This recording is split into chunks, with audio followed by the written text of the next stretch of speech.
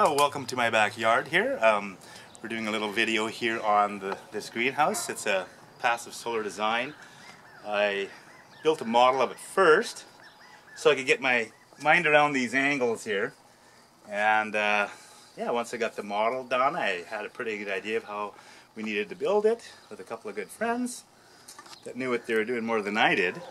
And it came out quite well, as you can see there. It's almost complete. It's passive solar, partial subterranean, and it's got an aquaponic system inside.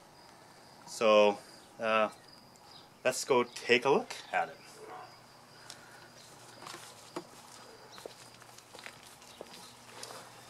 We're in the Okanagan here, Vernon. It's a pretty wet day. It was earlier. Tomorrow and Saturday I think it's supposed to be like 33 degrees, so it's going to be hot. And hopefully the greenhouse doesn't get too hot. Come on in.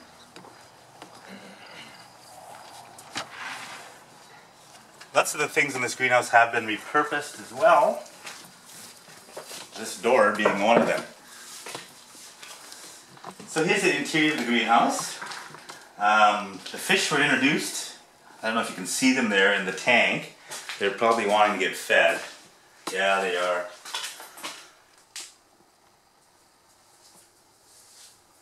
There's 13 tilapia in there. I raised them in my house for about a year, and they didn't grow very fast in the smaller tank inside, but with more food in the big space, they'll be growing pretty quickly now, and probably be able to eat some within about 6 months or something. But I'm hoping they'll breed as well too, so I might have to add some more structure or something in the tank, just to make it look a little more like home for them.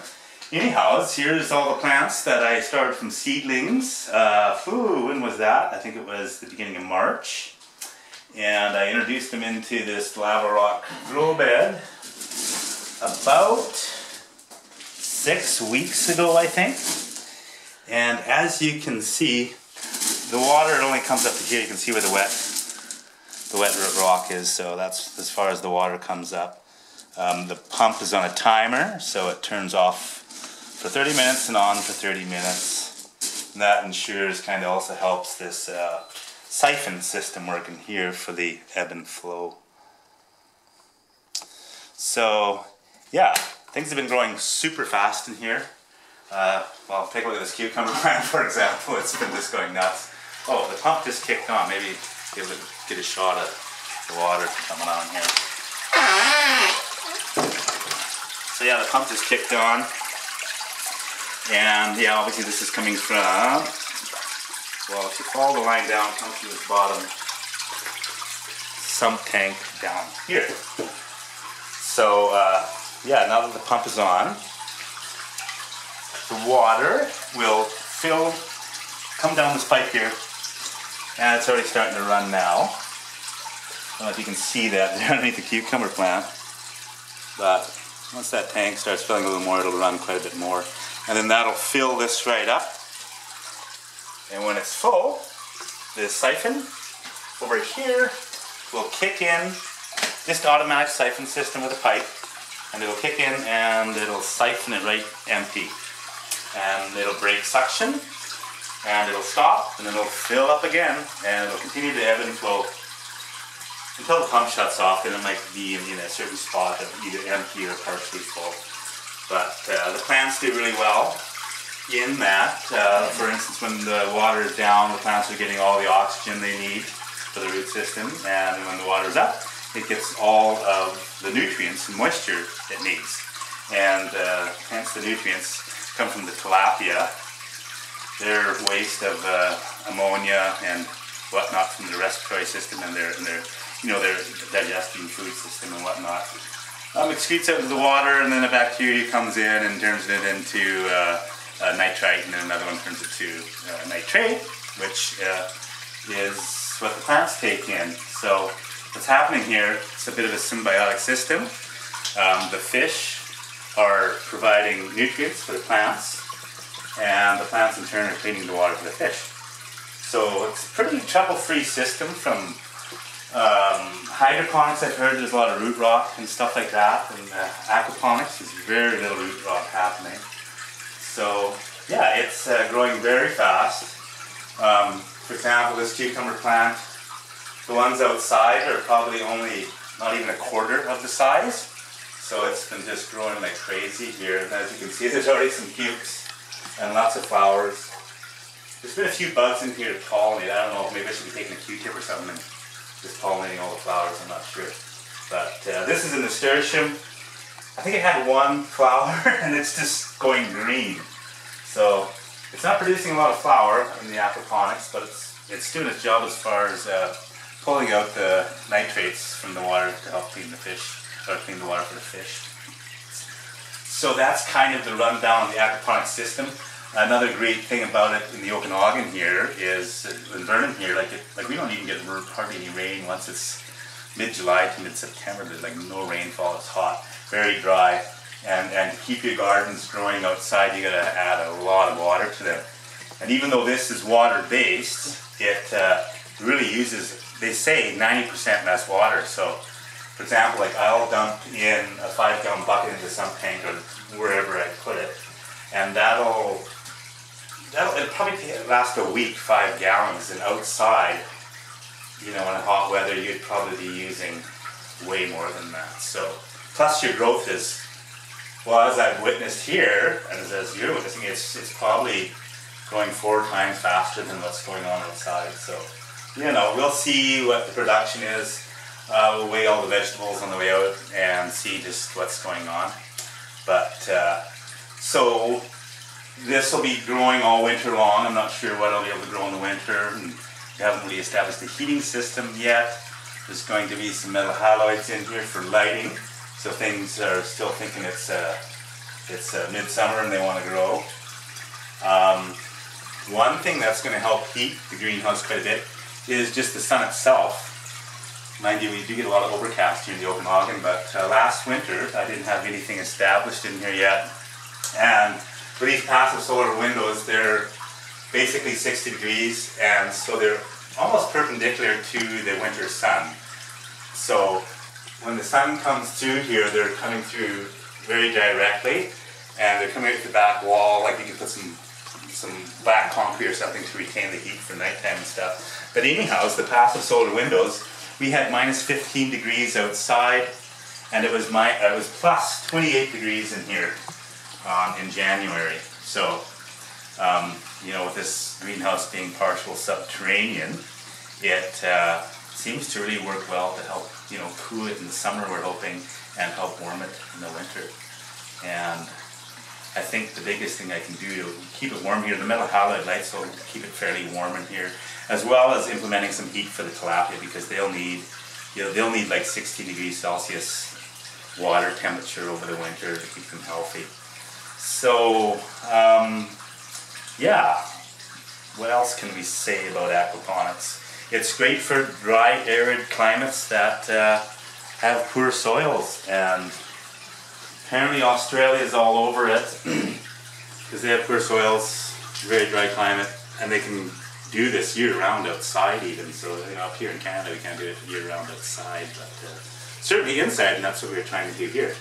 Another thing with the greenhouse is we've got a sump drain here, just in case there's any water coming in the spring, or if I have a rupture somewhere, it can all go in here, then I can get rid of it. So that's part of the reason for this. I thought it was a good idea to put that in here. As well, before we were backfilling, I said, oh, we should maybe put a root cellar in here too. So I don't know if it's going to be storage or root cellar, but it's buried. It's got thick fir walls from repurposed fir, a deck being Jared did for somebody, and some of the fir was rotten, but some of it wasn't, so we used it in here. So it'll have a nice lid that's insulated, and I don't know, sawdust or something, and maybe we can keep things really cool in there as far as vegetables and stuff like that go. So it was just something I wanted to add to it while I had the opportunity before it was filled back in. Another part of the system in here is, Emma, if you can, this is a black pipe here. It'll have a fan in it eventually, and it goes out, and then it has a 90-degree elbow, and then it goes up 4 feet. And it's all painted black. The idea of that, apparently, it's an earthship design for drawing cooler air into the home of the greenhouse, and so it'll create a vacuum And so say if the door is closed in here, come around this way, say the door is closed and it'll have to draw air through this pipe here. Now this pipe, this big O, there's 50 feet of it. It's buried 3.5 feet under the ground. It goes all the way around the greenhouse, underground, and comes back. And you can imagine it being behind the wall here, underneath the ground. It comes up here, and then it's got a T, and there's also an outlet for outside with a screen over to keep the bugs out. So that'll draw the air in through there in the summertime, say, and it'll cool the air and draw it into the greenhouse. And maybe in the winter, maybe we can even use it to warm the greenhouse. So we'll see what happens with that. Yeah, a lot of the materials in this greenhouse have been repurposed. This tank was repurposed. This beam was repurposed. It's a beautiful fir beam. Typically they're around $800, but we got this one from a demolition company outside of Vernon here, and it had white paint on it, so we rented a sander, a big sander for $50, and took all the paint off, gave it some oil, and it's more than sturdy enough beam to support the greenhouse here. The windows in front were repurposed as well, and lots of the plywood was repurposed, and all the styrofoam on the outside of the greenhouse was repurposed as well.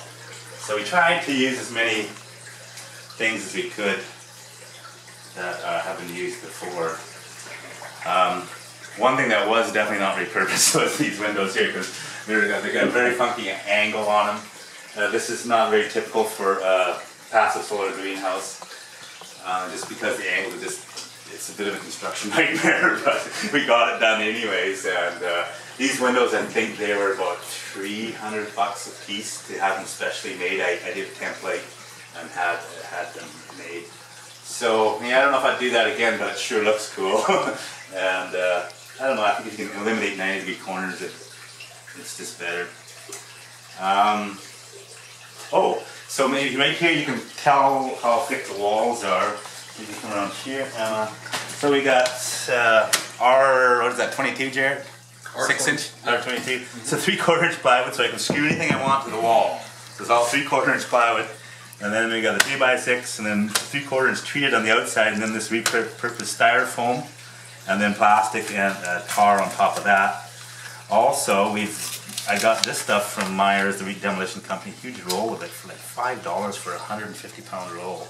And so we put one facing in to heat, refract, or cool in and out, and same as one facing out. So that's around all the walls in here too. I just had it, so I thought I might as well implement it. And it sure seemed to hold the heat pretty well in the winter. And even it's burned up too, about. Yeah, the ground level's about here somewhere. Yeah. So can't beat that for our value. Yeah. And I guess one other thing is in the greenhouse. Well, while we're all at it, we figured I had another tote. It's the same as the fish tank, and it's 250 US gallons, and that captures all the rain off the roof. And so I have all the water I need for in here. And when it's full, I have an overflow that's heading to the humiculture bed. We'll get to that in a minute. Just one last thing on the tote here. A buddy of mine picked it up. It had some food grade oil or something in it, and it was cleaned up. We cut the top off. I put this window in with silicone and these aluminum straps, and prayed that it wouldn't leak, and we filled it up and it didn't leak. So the window's really good for kids. I might have actually my daughter's class here before school's out, and they're going to take a look at all the grow works going on in here and out in the yard too. So yeah, the window is really important to me that I put that in there, and yeah, it turned out really nice. This is just here to keep the light out of the tank a little bit to slow the algae growth down. So it doesn't look that great, but I just threw it on there because I knew the algae would grow in there fast if I didn't. The sun's not directly on anymore because we're getting close to summer solstice. We're at early June right now, and so the sun's up high enough now that most of the inside of the greenhouse is in the shade right now. So so the water that goes into the sump tank gets pumped back out when the timer kicks on. Runs on this line here and into the greenhouse as you saw earlier. And here's a control valve if I want to slow the level down a little bit, or slow the run down a bit, or speed it up. So one other thing, this is just the first bed. Now that the system is mature and all the microorganisms are just growing like crazy, you've even got some earthworms in here that'll help keep the system clean. You wouldn't think that earthworms could grow in water, but it empties and drains, and the earthworms actually multiply, and any solids that build up within the media, they'll keep it cleaned out, and plus they kind of shit out some worm castings, so you get a little bit of worm compost going on. Have plants like that too. And so this bed will be, an exact same bed will be on this side here too, which I'm going to be building here very soon. And then we can start the next system now that the system is maturing. And I guess I'll do another video on that later on, because we're going to have another 2-foot by 9-foot bed here with vertical lettuce towers going up here too. So it's going to be green everywhere. So we'll go outside and just maybe take a look at part of what the greenhouse is also doing for the outside gardens. So this is the hugelkultur bed, and you can kind of see the 250-gallon tank behind the greenhouse. And there's a gray line coming out of it, so when the tank gets almost full, it flows into that pipe. And most hugelkultur beds, they have the water drain going to the base, into the trench, but Jarrett suggested going midstream on it, so I perforated this pipe. That guy's always sawing up there.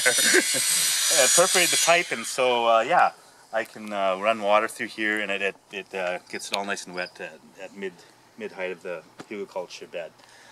If you don't know what a hugelkultur bed is, look it up. No, actually, I can tell you.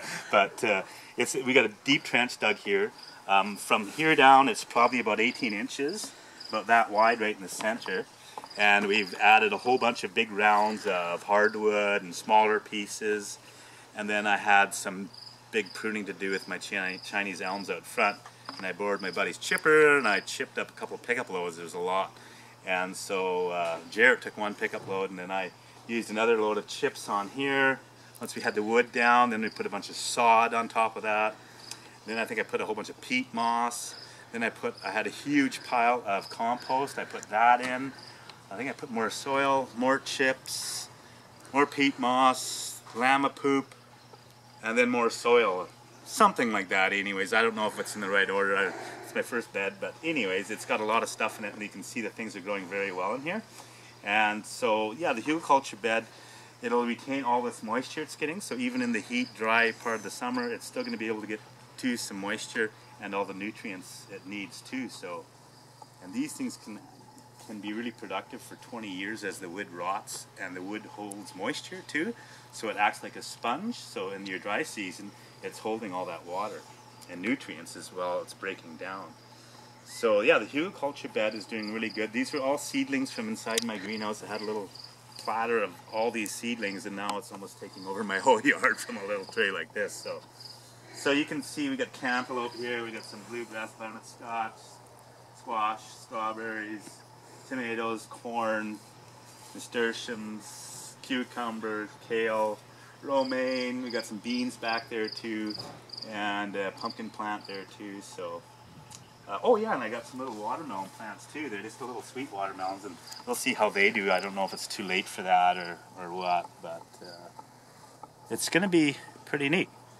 So as well as this grapevine trellis, I'm using it also for vertically going up with cucumbers and maybe even the cantaloupe. So it's acting a dual purpose for the grapes, and I can run stuff up to it off this hugelkultur bed and go vertical. And yeah, so it's a pretty productive system. And I don't know, that's pretty much a wrap, I guess, on the greenhouse and the systems that come from it, I guess you could say. So we'll be growing a heck of a lot of food here, or we are right now. So pretty excited to see what the actual poundage is going to be come fall and harvest time and whatnot. So hope you enjoyed this video. It's one of my first ones, so if I talk too fast or whatever, I'll take a look at this one and see how I did. But anyways, keep on growing, and there's always so much to learn about growing food. I think one thing I did want to point out why I'm doing this is just kind of the food abundance and local food security is important to me, and it should be important to everybody. The food is trucked from a long ways away, it's fluoridated, it's, who knows, maybe it's GMO, whether it's good for you or bad, but there's a huge carbon footprint, and the true cost of how the food gets onto your table would probably blow your mind, actually. And so the more you can grow at home, the better it is. It's good for your body, soul, and spirit, and it's community building as well. So anyways, hope you enjoyed the video. Keep on growing. Take care.